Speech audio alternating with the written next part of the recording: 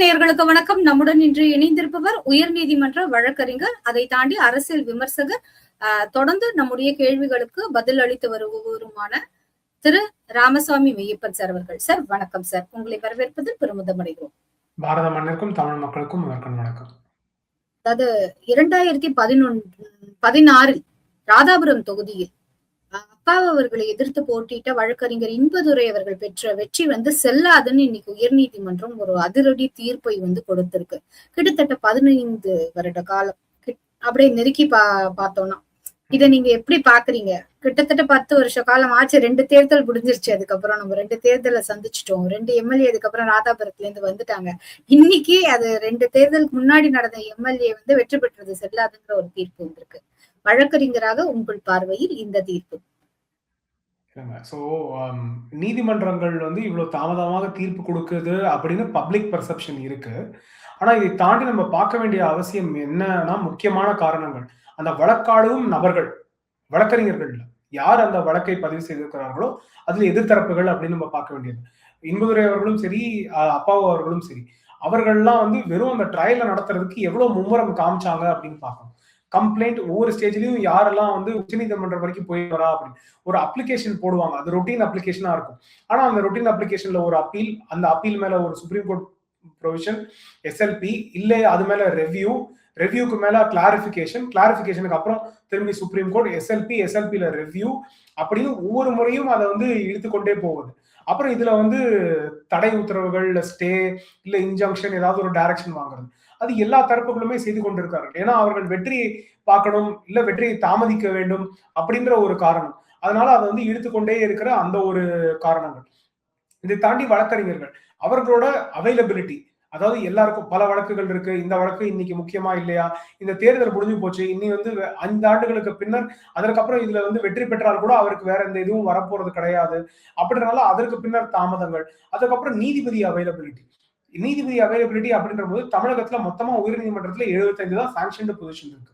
இன்னைக்கு அந்த 75ல நம்ம இன்னும் கம்மியான பொசிஷன்லயும் வேலை பார்த்துட்டு இருக்கோம். சோ ஒவ்வொரு நீதிபதியும் ஒருத்தர் பண்ண வேண்டிய வேலைக்கு பதிலா 1.5 நபர்கள் பண்ண வேண்டிய வேலையை அவங்க டெய்லி பண்ணிட்டு இருக்காங்க. அது சிம்பிளா இருக்கிற ஈக்குவேஷனுக்கு மட்டும் பார்த்தோம் அப்படின்னா, ஒர்க்லோட நம்ம பார்த்தோம் அப்படின்னா, ஒவ்வொரு நீதிபதியும் 100ல இருந்து 400 கேஸ் அவங்க முன்னாடி ஒவ்வொரு நாளும் வருது.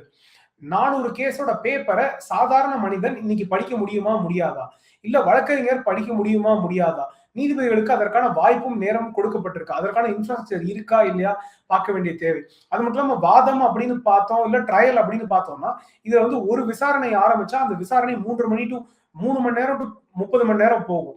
அப்போ 30 மணி நேரம் போகும்னா எவ்வளவு மேன் ஹவர்ஸ் அவங்க அதுக்காக ப்ரிப்பேர் பண்ணணும்.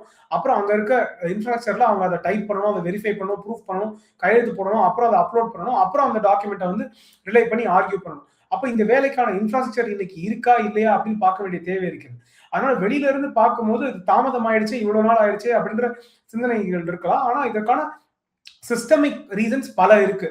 வழக்கறிஞர்கள் இதை தாண்டி எங்க மேலேயும் நாங்க குறை கூறிக்கொண்டேதான் இருக்க வேண்டிய தேவை இருக்கிறது. ஏன்னா எங்களுக்கு தெரியும் இந்த வழக்கு இவ்வாறு நடக்கக்கூடும் அப்படின்னு சில சீனியர் வழக்கறிஞர்களுக்கு தெரியும், இல்ல கை தேர்ந்த வழக்கறிஞர்களுக்கு தெரியும். ஆனாலும் அவர்களோட வழக்காடும் அந்த நபருக்காக நம்ம சரி இதை தாமதித்து கொடுக்கலாம், இவங்களுக்காக இந்த அப்ளிகேஷனை போடலாம், எதுலையாவது ஒன்றுலையாவது இவங்களுக்கு ஆப்பர்ச்சுனிட்டி கிடைச்சிருமோ, ஒன்னு ஃபேக்சுவலா தப்பா இருக்கலாம், இல்ல ப்ரொசீஜரலா தப்பா இருக்கலாம், இல்ல லீகலா தப்பா இருக்கலாம், ஏதாவது ஒரு வாய்ப்பு கிடைச்சிருமா அப்படின்றது ஒரு கிரே ஏரியாவை நம்ம எல்லாமே ட்ரை பண்ணி ஆகணும் அப்படின்ற அந்த ஒரு சிந்தனை, அது கடைசியில அவங்களுக்கான அந்த டியூட்டியை பர்ஃபார்ம் பண்ணணும் அப்படின்ற அந்த ஒரு யோசனை, இது எல்லாமே இருக்கிற அந்த காரணங்களால் தான் இது எல்லாமே நடக்குது அப்படின்னு பாக்குறோம். சோ தாமதத்துக்கு இது மட்டும் கிடையாது. சோ தாமதத்தை குறைக்க வேண்டும் அப்படின்னா ஃபைனாலிட்டி அப்படின்றத அக்செப்ட் பண்றதுக்கு தயாராக வழக்காடுபவர்கள் இருக்கணும். வேற ஒரு வழிமுறை இல்லை, இதுதான் மட்டும் அப்படின்னு வழக்கறிஞர் சொல்றதுக்கு சரியாக இருக்கணும். ஆனா அந்த மாதிரி இல்லாம மத்த அட்வைஸ் கொடுக்கல அப்படின்னா அவங்களோட டியூட்டியை அவங்க பர்ஃபார்ம் பண்ணல அப்படின்ற அந்த பிரச்சனையும் இருக்கு. நீதிபதிகளுக்கு அதுக்கு ஏற்றவாறு இன்ஃப்ராஸ்ட்ரக்சர் நம்ம கொடுக்க வேண்டிய அவசியம் இருக்கிறது.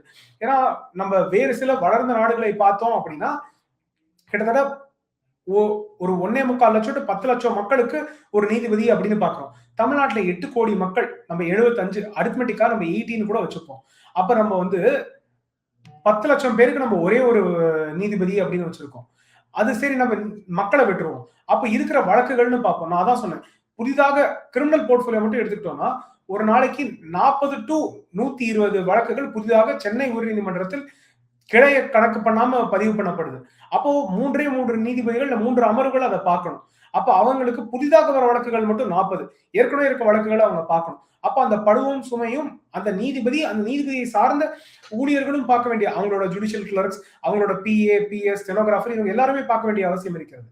நம்ம நீதிமன்றங்கள் அப்படின்னு பார்த்தோம்னா ஒண்ணும் இல்ல. நான் வந்து வெக்கேஷன் கோர்ட்ல 4 வெக்கேஷன் கோர்ட் இந்த மே மாதம் இருந்தது. 8 நாள். ரெஜிஸ்ட்ரி ஸ்டாஃப் யாருமே 9 மணிக்கு முன்னாடி வேலைக்கு போல. மத்தவங்கலாம் 9 to 6 ஜாப் அப்படின்ற வரவங்க இங்க வந்து காலையில 9:45க்கு அவங்க வந்துட்டு ராத்திரி 9:30 மணி வரைக்கும் அவங்க கிளம்பல. அதுக்கப்புறம் ஆணாக இருந்தாலும் பெண்ணாக இருந்தாலும் அவர்கள் இல்லத்திற்கு சென்று அவர்கள் அதற்கப்புறம் வேலை செய்ய வேண்டும். அங்கேயும் குழந்தைகள், கணவன், மனைவி, அவங்களோட பெற்றோர்கள், அவங்களோட குடும்பத்தினர் இருப்பாங்க. அங்க அவங்களோட டியூட்டி அப்படின்றது இருக்கு. திரும்பி மறுநாள் வரணும். அப்படின்றது இந்த சிஸ்டமிக் டிஃபெக்ட்ஸ் எல்லாத்துக்குமே நம்ம வந்து ஏதாவது ஒரு சொல்யூஷன் பார்த்தாதான் வழக்குகளை சீக்கிரமா பார்க்க முடியும். ஆனா இந்த தீர்ப்புல ஒரு பாசிட்டிவ் நான் பார்க்கிறேன். என்னைக்கா இருந்தாலும் நீதி நிலைநாட்டப்படும் அப்படின்ற அந்த ஒரு பார்வை நீதிமன்றம் கொடுத்திருக்கிறது. அது கன்சிஸ்டன்டா நம்ம பார்த்துட்டே வர வேண்டிய அவசியம் இருக்கிறது.